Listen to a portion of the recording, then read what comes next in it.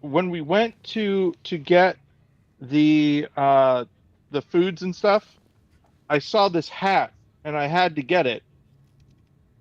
I want to warn the people who are watching the live stream that you're gonna be amazed at what happens when I do this.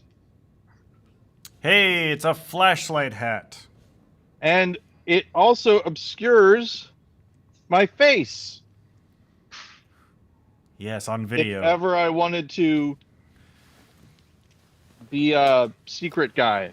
I have with the brightest head in the room.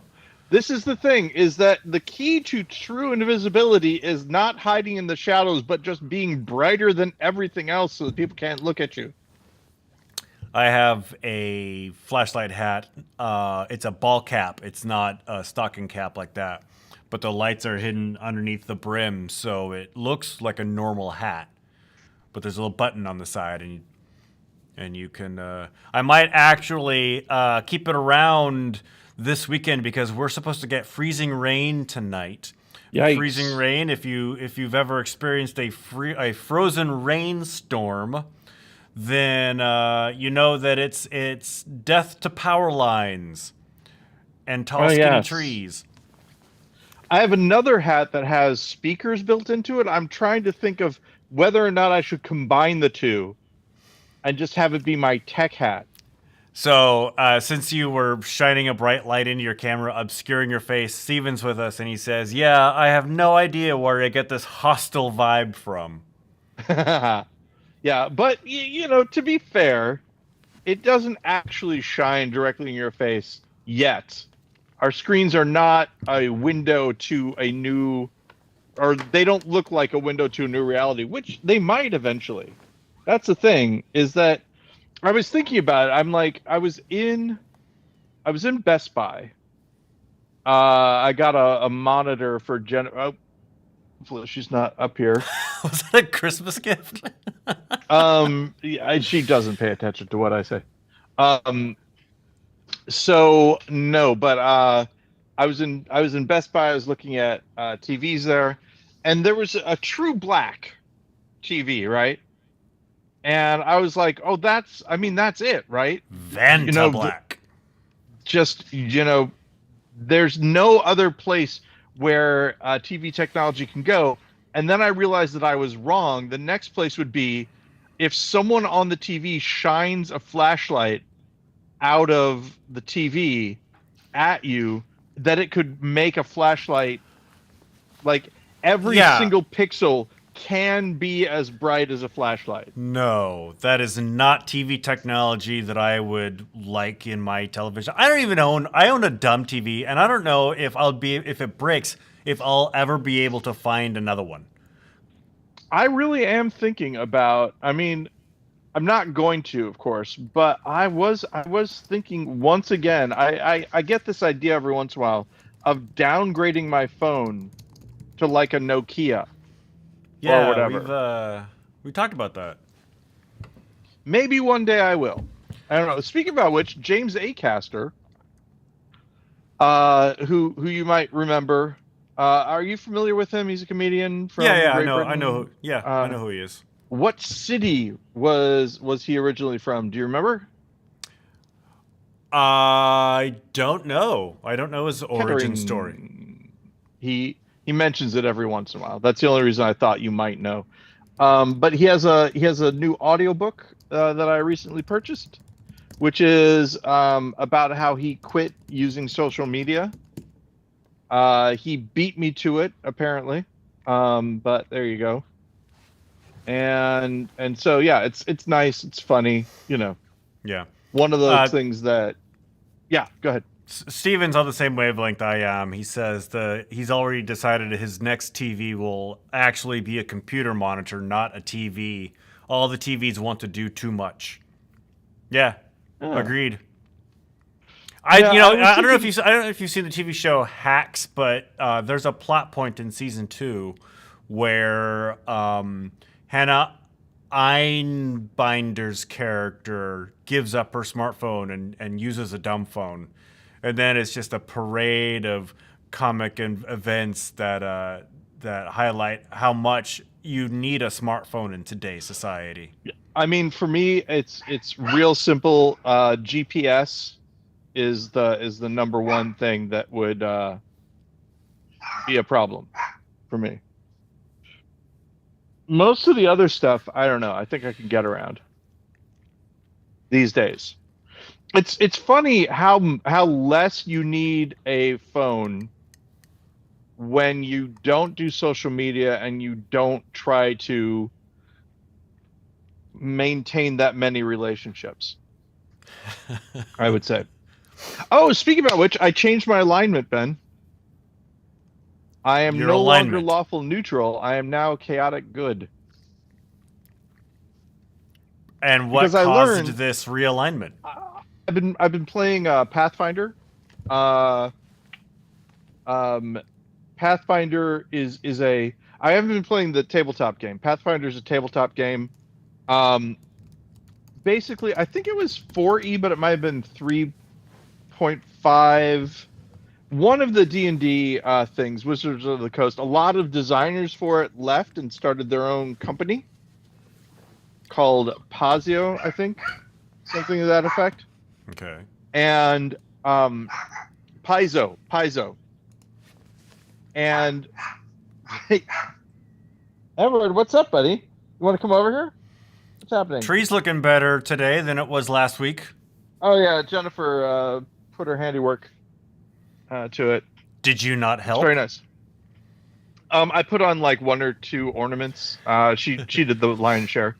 Yes, Paizo, though. when I was growing up, Oh. decorating the tree was always like a big family thing. It was an event. I mean, it technically could be if Betty and I weren't ourselves interested in other things at the time. Right. Oh, I do want to get back to it just really quick, and then I'm going to jump forward. So really quick, Paizo, important difference between Paizo and Wizards of the Coast is that there's a union for them. It's a game company that has a union, which is nice. They put out a video game, a RPG that is nice. I like it much better than there's a Neverwinter is a D&D series where you're like putting a party together and doing stuff. Pathfinder Kingmaker is the name of the video game. I've been playing it, and they have choices that depending on which alignment you pick, you make these choices. And the lawful neutral, which is what originally people have been telling me that I am. All of those choices were bad and like mean, and in some ways I can see it, from the autistic side of there are laws and the laws should be followed and there are rules and the rules should be followed and I'm following the rules and all that. But in the end, they end up being like that. Like there's a spoilers for Pathfinder Kingmaker. There are two people who have been held by slavers, and the woman is now in a relationship with the man, and she's complaining to you as the team leader that the guy treats her as though she belongs to him, which given their former circumstances is uncomfortable. And the lawful neutral side of things doesn't let you call that out as being bad, that kind of thing. And I'm like, I want to call that as bad, and I don't want to. I want to be the good person who is not afraid to break the rules if it's for the right reasons. And I realized you can change your alignment. Yes, exactly. You can change your alignment in the game, and I'm like, I'm more complicated than that game is, so I should be able to also change my alignment in real life. That's what's happening. Easy, as easy as just saying it. Yeah, I'm and then acting on it. Like, stop doing the things that you don't have to do the things that you don't want to do. is the big thing. This is the thing, and I think this is the break from the law to the chaos thing. I don't want to go to work today. Right, and you don't have to. Right, there will be consequences. There will be consequences. But that's the thing. Basically, the idea that you should not let these strange otherworldly obligations decide what you're going to do. You should make your choices based on, in the case of chaotic good, what's the right thing to do? What would be the correct good thing to do? And it makes me feel better. Speaking of making me feel better, this Christmas, I don't know what you're doing, but we are only going to one. There are multiple family gatherings happening in this area, and there's the way that my brother described it. I'm sure that you've heard this before. The progressive dinner idea: you go to one place and you have food here, and then you go to this other place and all that. We're only going to the last thing, which is presents and soup, apparently. But that's what we're doing. We're just doing that. I'll take the soup. Yeah, exactly. I was going to go down to my parents' house in Yelm tomorrow, Friday, and I forgot you're not having the same weather that we're having necessarily. Well, see, here's the thing: where that was originally the plan, but because it's supposed to rain ice tonight, the roads are going to be crap and honestly quite dangerous tomorrow morning. So we have postponed Christmas until January 7th. And so I am, which was nice because I hadn't done my Christmas shopping yet. So now I have a couple more weeks to procrastinate. And I was going to go, when I was done from that, I was going to go to a Christmas party up in Shoreline. Don't know if I'm going to make it to that either, depending on how terrible the roads are by the end of the day.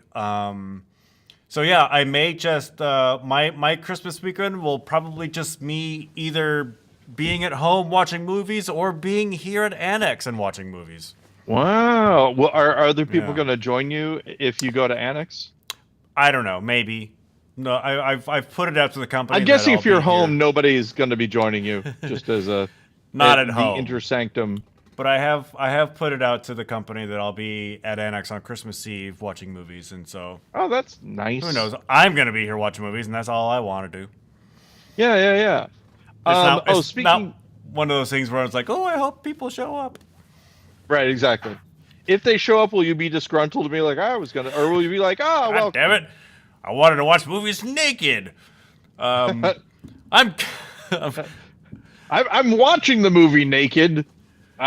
These aren't Christmas movies. This is the Mike Lee film Naked. I hope you enjoy it. Have you seen Naked? By the way, by Mike Lee? No, I have not. It's pretty good. So anyway, so that's happening, and that's all I'm doing. Wait. Jennifer is talking about Naked. What was that, Jennifer? It's a genius film. So she does listen. David Thewlis. I like me some David Thewlis. Yeah. And he's great in it. So basically, here's the thing. You said it's going to be raining ice. It reminded me, and I always have to mention this. This will be a fun thing for the GudeLaurance heads out there who have listened to every single episode and can search the episode. How many times have I made this joke? There's a bridge out here that says "Watch for ice on bridge," and I think that Ice-T should get in a lawn chair and sit on it and flip off the cars as they go by for just one day. If one person gets it, it'll be the best joke ever. Or Vanilla Ice, don't count out all of your ices. Robert Van Winkle could theoretically do it, I suppose. But I don't know. His politics have become questionable. I know nothing about him other than he at one point owned a surf shop in Florida, or a surfboard shop or something like that. He got into new metal for a little while. New metal, like NU umlaut metal. Yes. I don't think you're going to hear what Jennifer's saying, but it's some good, funny stuff over here on this I side. cannot hear it. I can't She's hear it. she's Maybe the making stuff. She made a galette, by the way. I think everyone should know this. Galette is. the Are you best familiar a with the man can galette? get. It's a hey, well, sort of. It's like a pie, sort of. It's a precursor to a pie. It's a raspberry galette, and I've been eating it for breakfast. I eat raspberry galettes like you for breakfast, which I like. Steven So just said Stephen that is. he is here. He's just said that the evening where he and I and Brett watched Southland Tales was magical, and Oh, I don't recall that evening. I like. Wait, wait. Who all watched it? Uh, Me, Steven, and Brett. Because Jennifer and I watched Southland Tales, and we really liked it. No. Yeah. It's got the. Wait, do you remember the movie at least? You don't remember the time that you guys are watching it, but did you see the movie? Do you remember watching the movie, Ben? I don't, honestly. I'm Um, wondering if that's a The false Rock's memory in and I it. wasn't there. The Rock was in it. Justin Timberlake does a lip sync for all the things that I've done. That's really good. By the Killers, which also I will mention. Jennifer and I went to City Museum, and they had a karaoke night, and we crushed it. Ben, we did so well. I did Super Bon Bon at the end, and that was really fun. Hmm. Lots of people really liked it. Where was this? They were doing This karaoke is at a city museum? at City Museum. Yeah, it was really good. And what's that? Oh, nothing. He said that we paused the movie halfway through, all got more beer in the lounge, sang various forms of WTF, and then went back for more. Sounds like something we'd do. Spoilers, sort of, for Southland Tales, but of course that's where the quote "I'm a pimp and pimps don't commit suicide" is from. Okay. Yeah. I'll have to rewatch that movie. I'm not. Of course, it doesn't surprise me. I have very poor retention for movies and TV shows that I've seen. Really? That is Yeah, interesting. yeah. They just I absorb them in the moment and then I forget about them. So here's the thing. I've been really there's a third guy. His name is John. I think it was John Fisher. Um, who I was also sort of. Oh, I guess Troy too. So I've been in a couple of different comedy duo relationships in my life. You are by far number one with a bullet. Uh, but Andy and I, Andy Weaver, friend of the show, we were writing partners when we were in the nonprofits, and that was one of the things that we were both discussing about when the internet came out. We lost some of our social cachet because our ability to remember movie quotes and actors and all that Yeah, kind of stuff no longer meant anything because that's anybody could look it actually up. that's actually one of the reasons why I can't get rid of my smartphone is because I need to constantly pause whatever I'm watching and look up actors. There was a time when people could just ask us, and I don't know. I mean, Socrates one time said that when people were writing things down, they wouldn't remember stuff anymore. And it's kind of true. Now that I can look stuff up, that section of my brain, it still works, but it Yeah. doesn't work as well as it used to. But people used to use us as resources. We would get calls on the phone from people saying, "Hey, we're arguing about who this actor is. I think it's Steve Buscemi, and he thinks that it's, you know, whoever. Which person is it?" And it's like it's Stephen Tobolowsky. That's not, that is how wrong people were being at certain times. There, at some point in my hometown newspaper, the Daily Olympian, commonly referred to as the Daily Zero, by people who live in Olympia, which tells you all you need to know about what they think about independent journalism. There was an Oh. article that was basically it was a question and answer article. Like people would write in like a Dear Abby kind of thing, but it was about actors and movies, and it was essentially people, and this is like IMDb was very much a thing. And so somebody would do exactly what you just said. They would write into this, say, dear so and so, my wife and I are arguing about who this movie star was in this movie. I think it's this guy. She says it's that guy. Can you set us straight? And then, yeah, whoever answered these letters, whoever wrote this article, basically just like copied and pasted stuff from imdb.com. Yeah, I mean, there were times when we would have to consult Leonard Maltin's guide to movies. That was our big, Yeah. but not often, not often. But it was the Leonard Maltin's guide to movies thing was another thing that you would just read for fun. Reading reference On the books toilet. is not something that people do as much anymore, Yeah. as well. Oh, I wanted to talk about this. We didn't talk about it last week. I had meant to, this actually folds into the whole chaotic good thing and all that. Lost causes. I wanted to talk just a little bit about how lost causes are great and something that people should try to do if they can. And just because something can't be done now doesn't mean it can't be done in the future. And so not trying because you know you can't do it. This is a problem that I had when I was a kid. We've talked about this before. Again, hey, search the podcasts and find it. Well, when you do 356 of these things, you're bound to repeat yourself every once in a while. I used to race. Yeah, and how many times have we done that? How many times have we said we have so many? Probably a lot. We have probably so put many together podcasts. an entire podcast that's just a supercut of us saying that. Yep. So I used to race in track. They had us do track every once in a while. One thing I didn't mention last time, I was doing the high jump. I wanted to do the high jump, and they wouldn't let me because I insisted on jumping forwards. I refused to learn the back jump way of doing things, and they're like, "You can't do it that way." I was like, "But I'm clearing a large. I was jumping pretty high." But it's not how it's done. But it wasn't how it was done, and they even said it might be illegal to do it that way.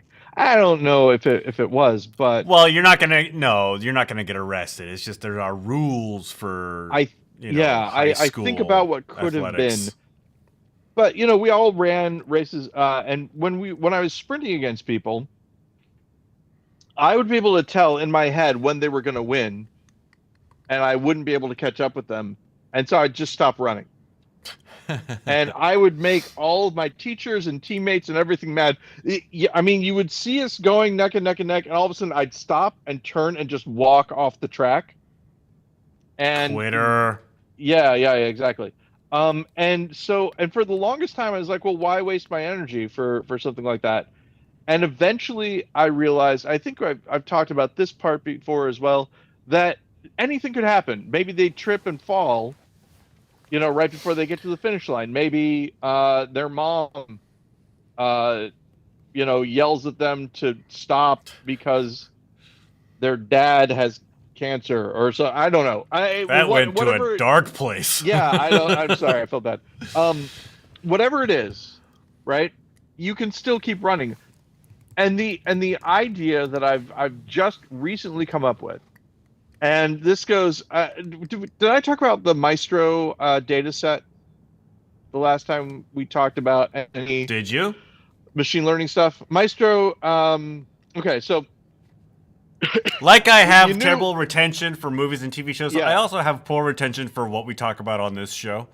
Hey, so do I. Can you tell? Every episode's the first time.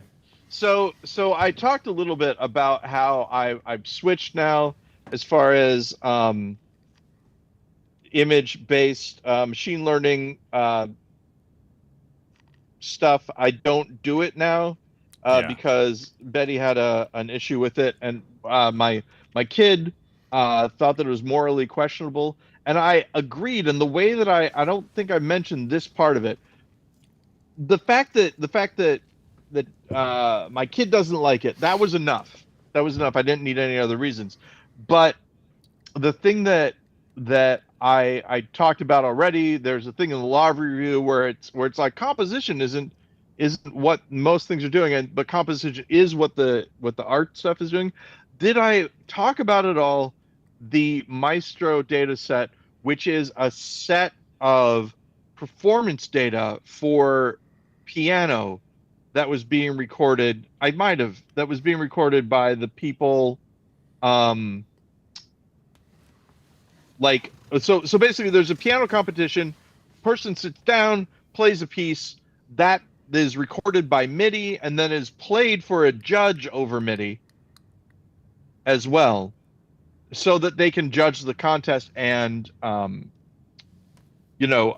give them points or whatever.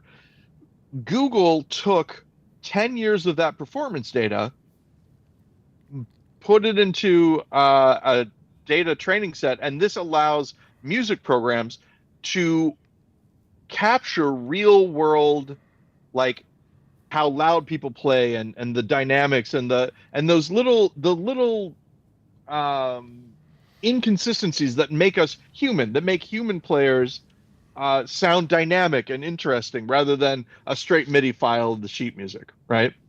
Yeah. So they have all that data, and now people are using it.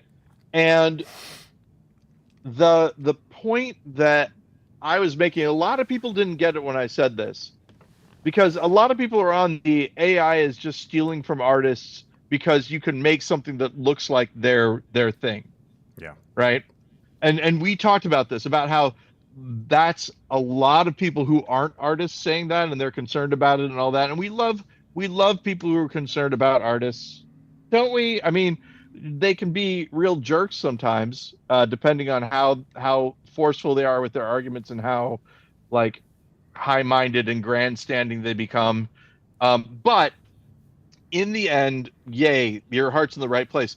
And the point that I made that a lot of people didn't like, but I think is actually true, is that if you're going to pay artists who have their work that's copied into the data set for training the AI for images, you should also pay these people who had their performances recorded when you're training the AI to play more like a human. It's the same thing. It's human labor, ineffable. There's no copyright for it at this time. Maybe there is for actors and performances and stuff like that. But there's that human spark that we're learning to emulate. Um, you can have, again, 200 hours of these performances, right? Millions of images.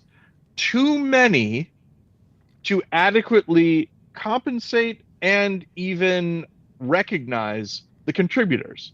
There are too many of them. Too many of them, lost cause. There's no way you can't have the data set without, if you can't have the data set without doing those things, without compensating them and recognizing them, then you can't have the data set, right? And so that's why we don't do it. It's too hard. It's too costly. There's no way to do it. And I was thinking to myself, there's no way to do it now. But that doesn't mean that it shouldn't be done, and it doesn't mean that people can't try. And this is what I mean about lost causes.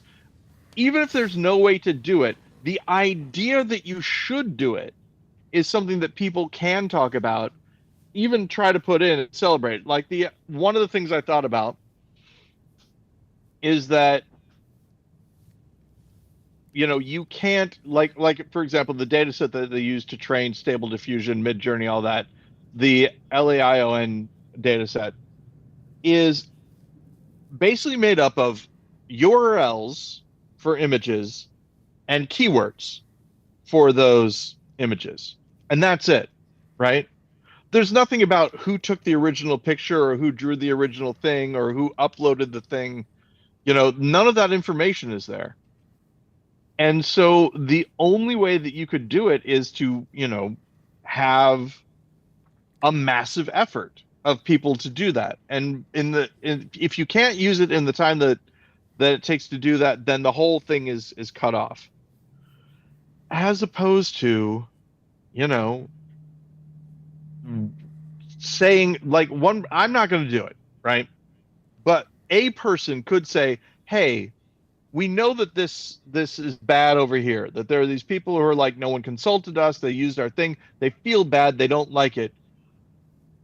I think that there are people out there who would like to allow this to happen. We've written down these terms of service. If you like this, upload your images here. How do you know that it's their image, though? All this kind of stuff. It becomes very, very difficult. But the idea is you start with one. Like I could set it up. Again, I don't want to. It's too much work. But I could just draw my stuff and just start uploading it to a site.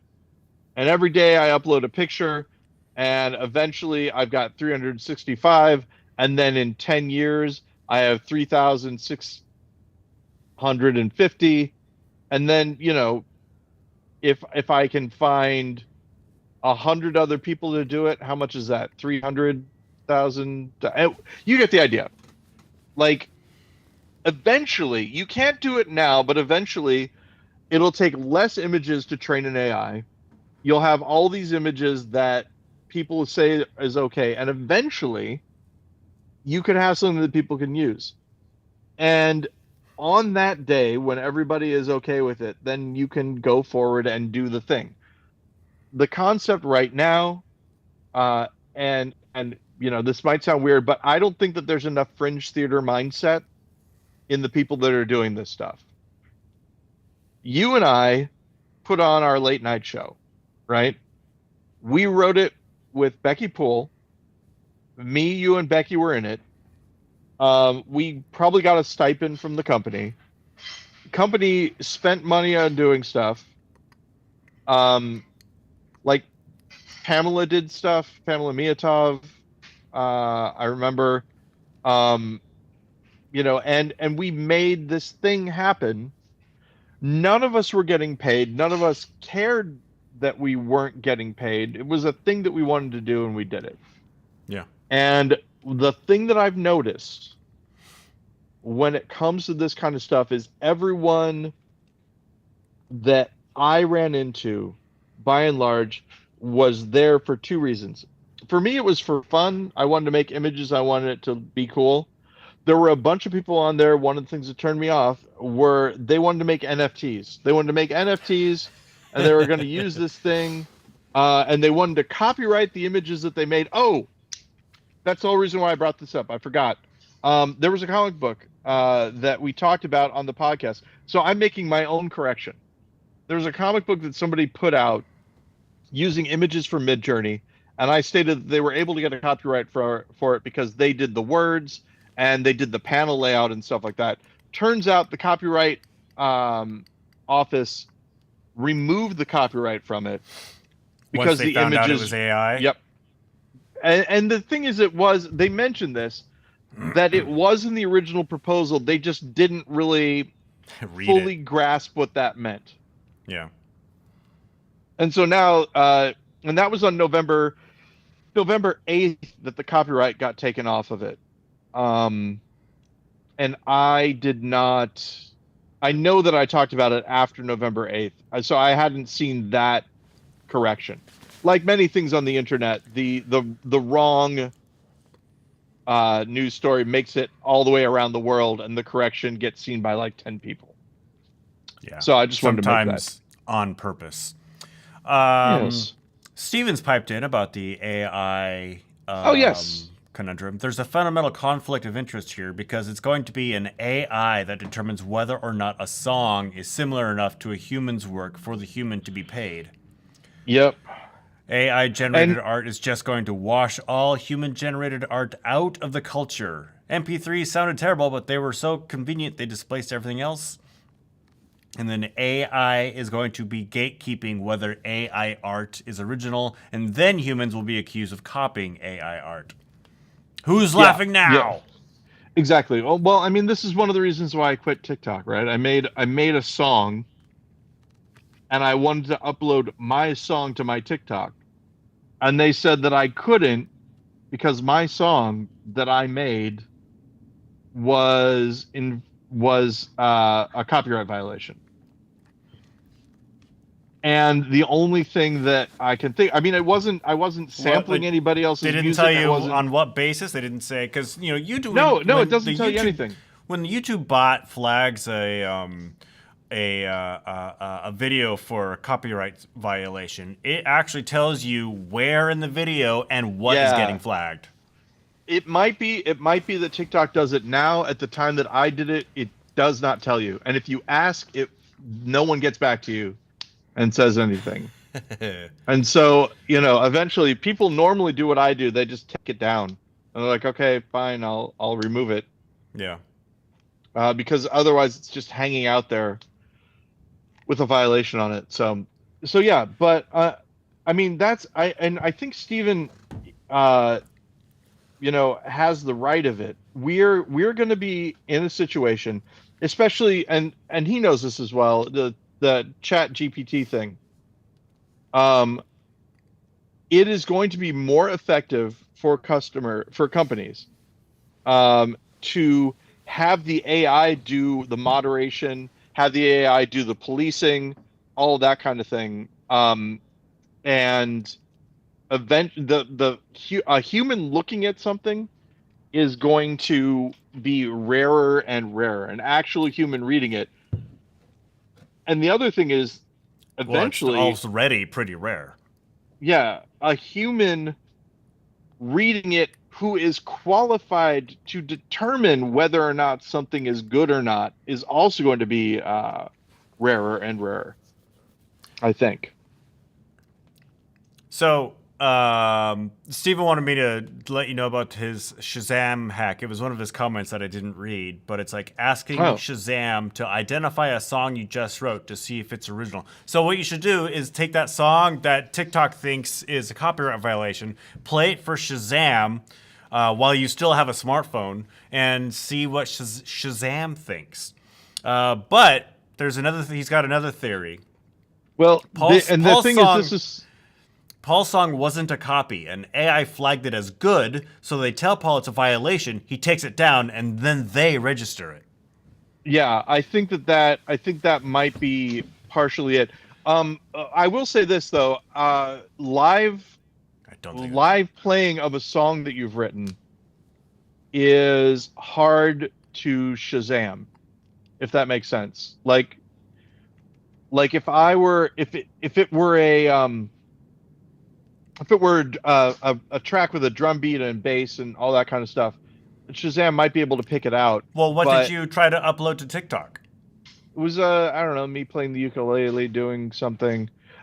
There were like 3 or 4 things that got taken down, and that's the other thing, is that maybe they have a thing now that says watch this account because it might try to do stuff, right?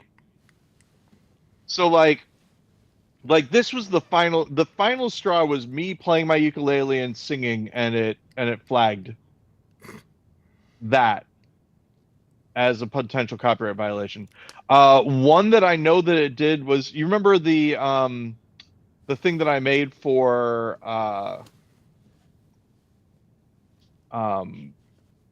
the D&D thing that was Wider Shade of Pale but different lyrics?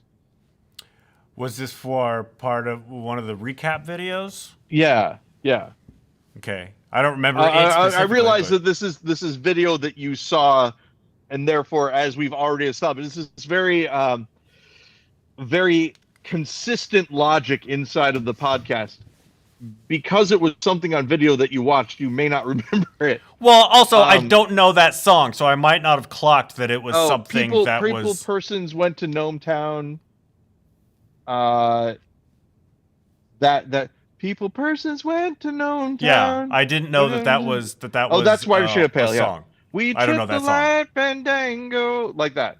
So maybe it heard, maybe it registered that as being a problem, because even though it's me doing a cover of a song, maybe cover songs are also a violation, So that's right? what you tried to. Well, That's what well, this whole again, thing is about. no, that was the first time that I got flagged for something. Okay. Second time I got flagged for something, again, it was me doing, and in both these cases, it was me in GarageBand playing stuff and looping it, right? Yeah. So, not taking songs and like taking out the words. These are two established songs that I was doing parodies of, right? The last one was a ukulele song that I did and I was singing myself, Yeah. and that got a And because the other two I'm that like, was a cover. no, that was just something that I wrote.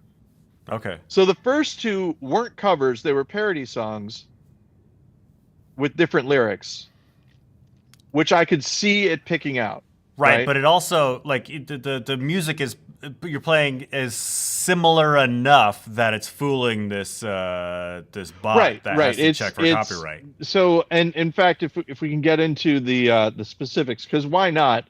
Who's listening at this point? That Well, will Steven that will is. care. Yeah, I think Stephen will get this. But so you know how you've seen fake books before and all that. They have the chords. These are the chords that are in the thing, right? This is you play a G chord and then you play a C chord and then you play a, and then it has the lyrics. Are you familiar with A this? fake book? Yeah. I Um, haven't heard them it's called a fake books, but it's like sheet music, except it's just the chord names and the words. okay. Um, Which is not sheet so music? no, sheet music has like notes and stuff. Yeah. What But these also are, the notes and the chords above the right. notes. These are just a line of text, right, with the chord that you play above the word that you play it on. Yeah. No stabs, I'm no familiar. anything Yeah, like that. no, I'm familiar with all that. Yeah. Didn't know they were So called so fake books. so I have one of those, right, and I manually put in the chords. I put in the chords manually, like by, because on in GarageBand, you can go into it where you have the staff, and I put in the notes, or I play it on my little piano, right? So for the first two, the chord progressions and things like that were chord progressions for those songs, but they weren't pre-recorded music of those songs. It Of was it course. was stuff that I was playing. Yeah. But it was enough for it to recognize it and put it in. So I think what happened, this is my guess, is that with those two, when it flagged those as, oh, these It's are like, some other oh, songs, this guy is a problem case. we're gonna make sure that we double check everything that he does, Yeah. right? And so it could be that any music that I put up at that point would have been a violation. And I realized that I was trying to outthink this thing that people had programmed to say, no, this is not, in this case, this is not something that I've copied. This is something that I've played myself, right? And it's weird because there are other people who are using, and I think it's probably because of the rules that TikTok has, however they are, that people can use clips of songs that already exist that were recorded by those artists Yeah. if they have a deal with them. And so if there's music, this is my guess.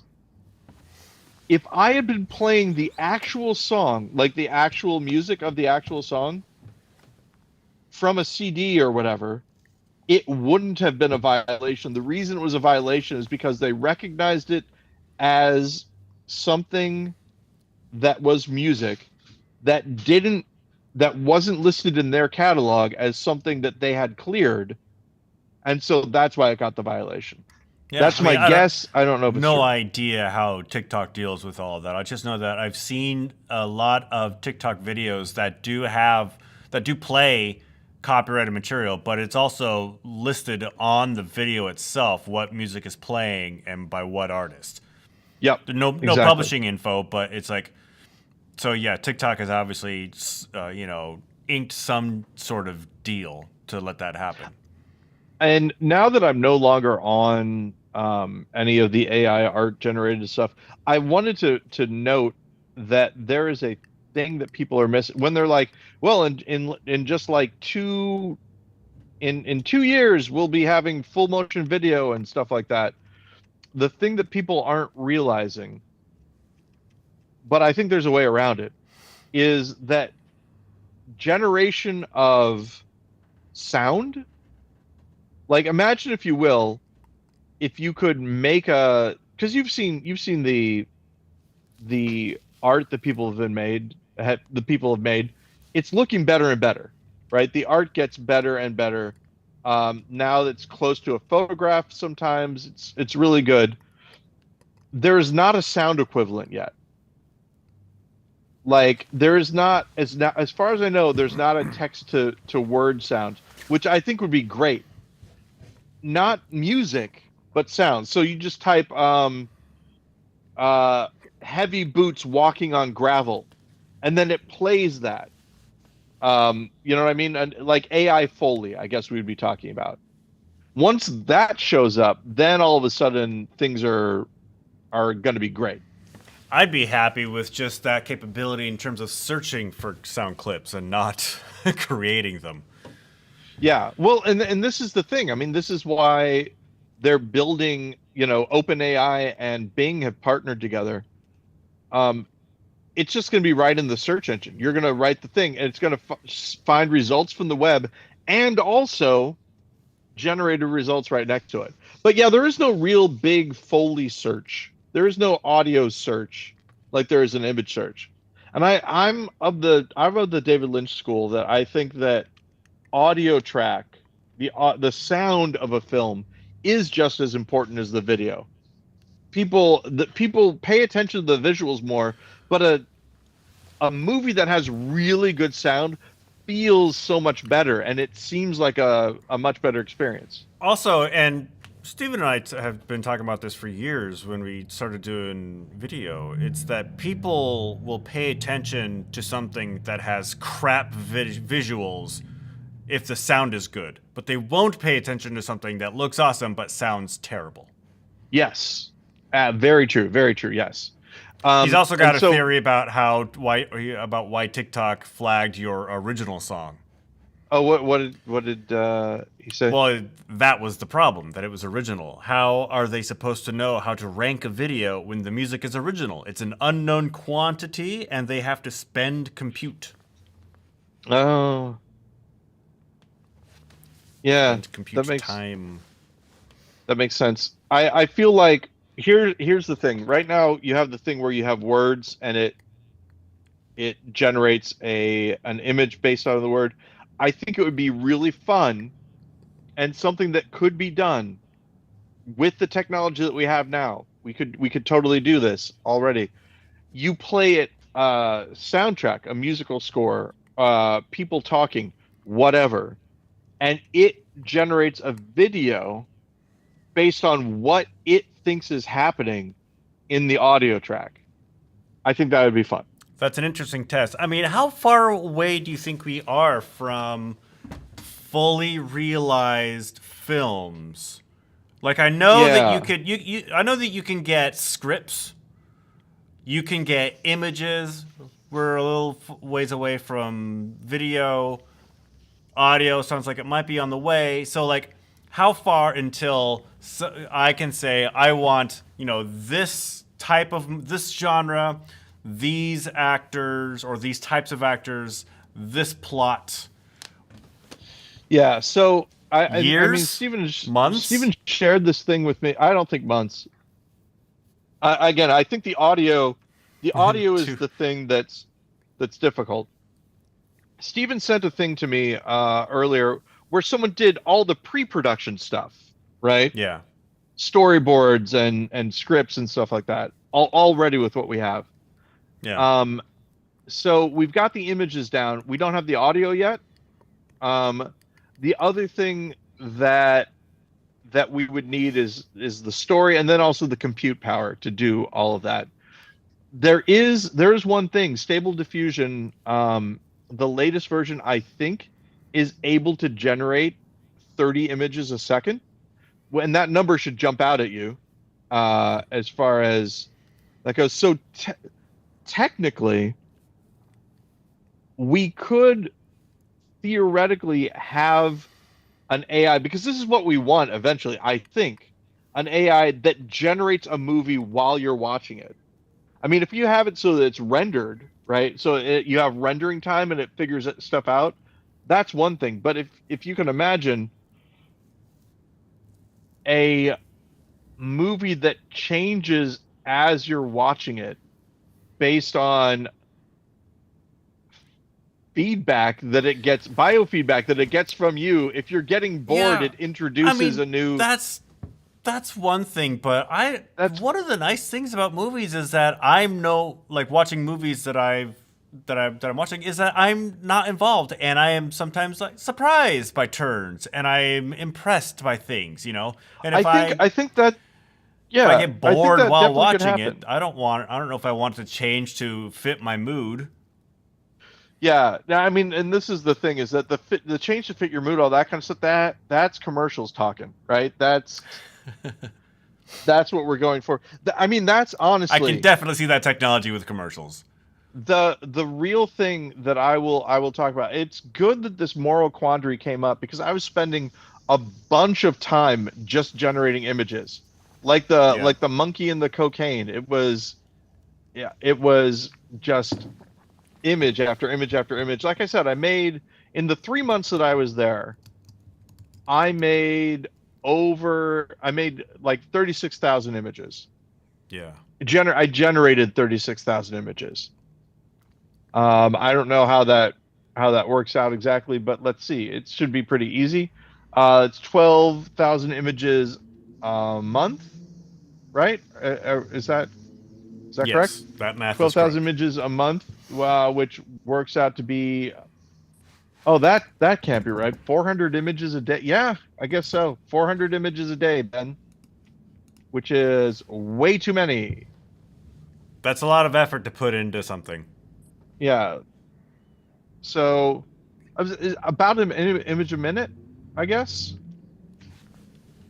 if you take waking time and all that. So this is the problem. If we do come up with that, the generated movie thing, there will be some people who will simply watch the things that they make and make the things that they watch. And there will be other people who won't want to. I think the TikTok model is a good example. There will be creators, people that make stuff.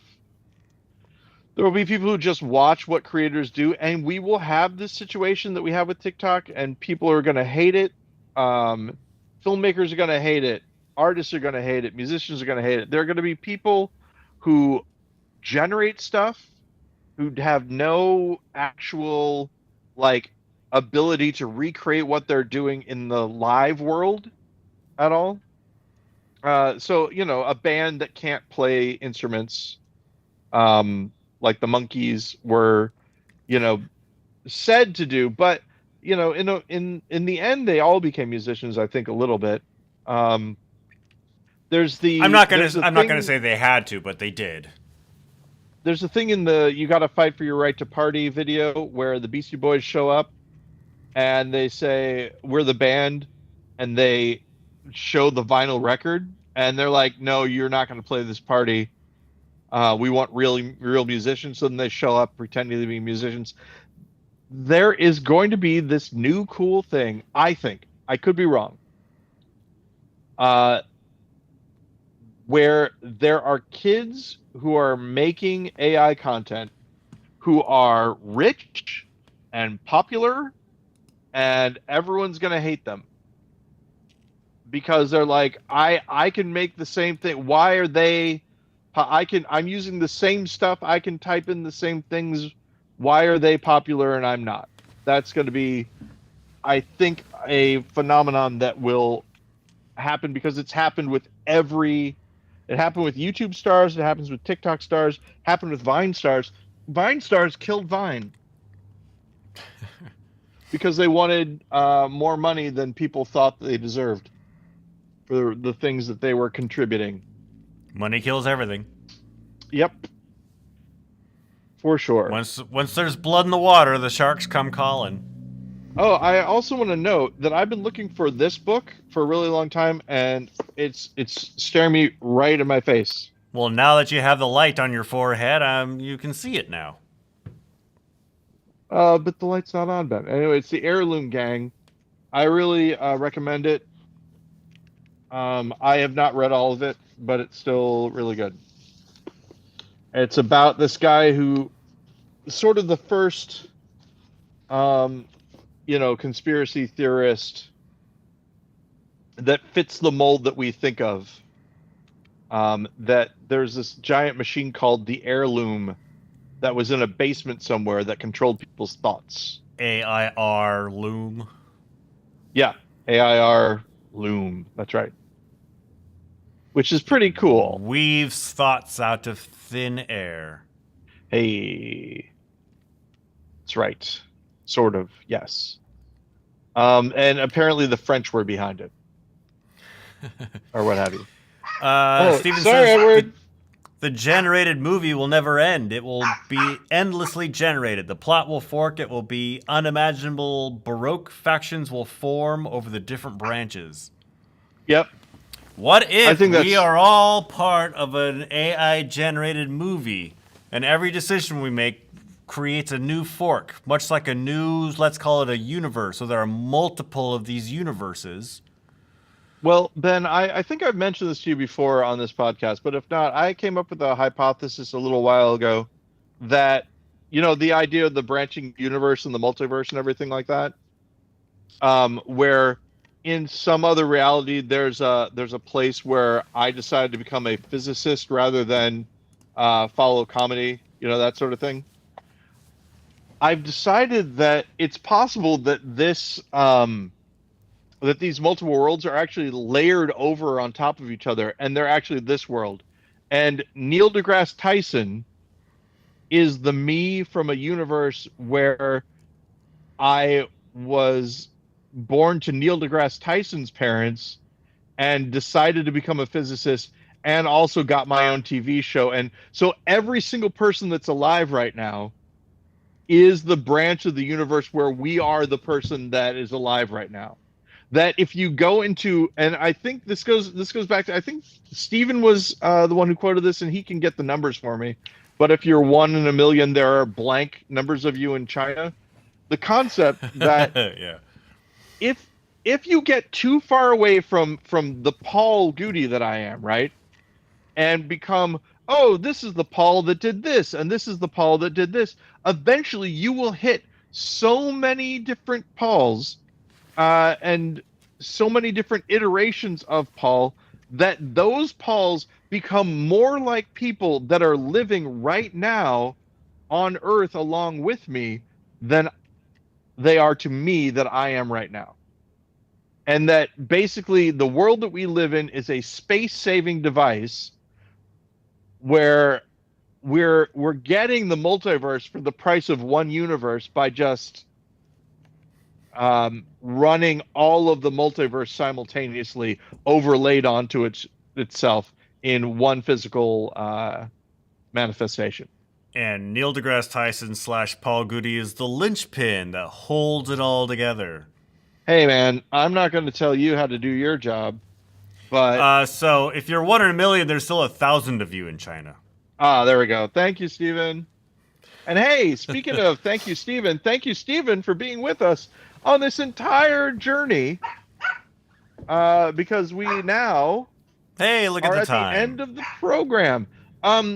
Now I believe you and I are going to meet again next Thursday, right? It's going to be the 29th. Yeah, that sounds about right. Because there's nothing doing on the 29th. Okay. So I will talk to you then, Ben. Until then, between now and that time, I would ask you to please keep it wrong. All right, keep it wrong, Paul. Talk to you next.